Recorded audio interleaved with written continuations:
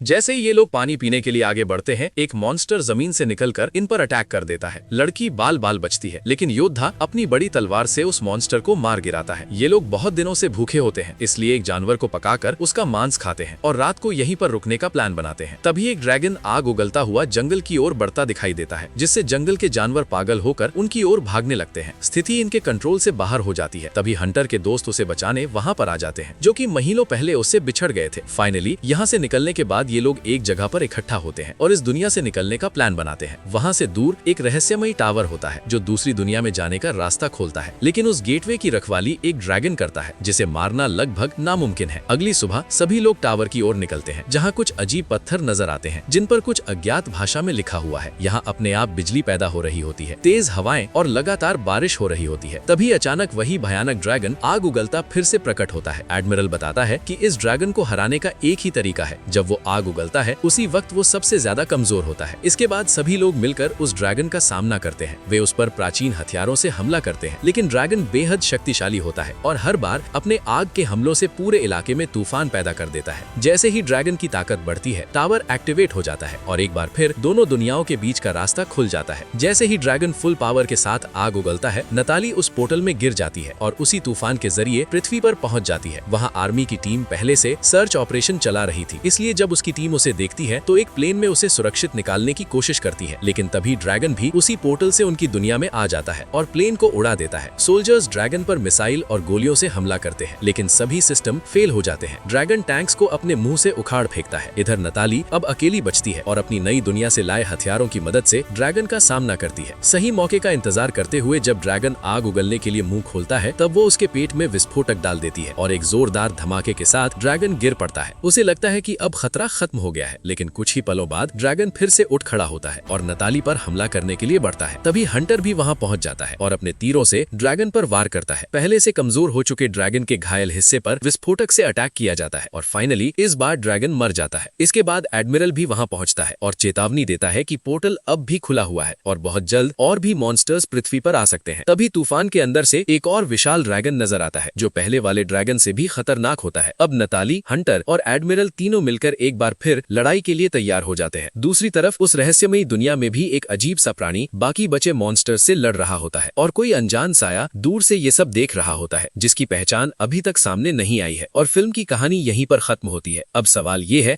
कि आगे कहानी में क्या होगा, क्योंकि मॉन्स्टर वर्ल्ड का पोर्टल पृथ्वी पर खुल चुका है। क्या अब पृथ्वी भी मॉन्स्टर से भर जाएगी? इन सभी सवालों के जवाब मिलेंगे नेक्स्ट पार्ट में। तब तक चैनल को सब्सक्राइब कर लें और वीडियो को लाइक करें।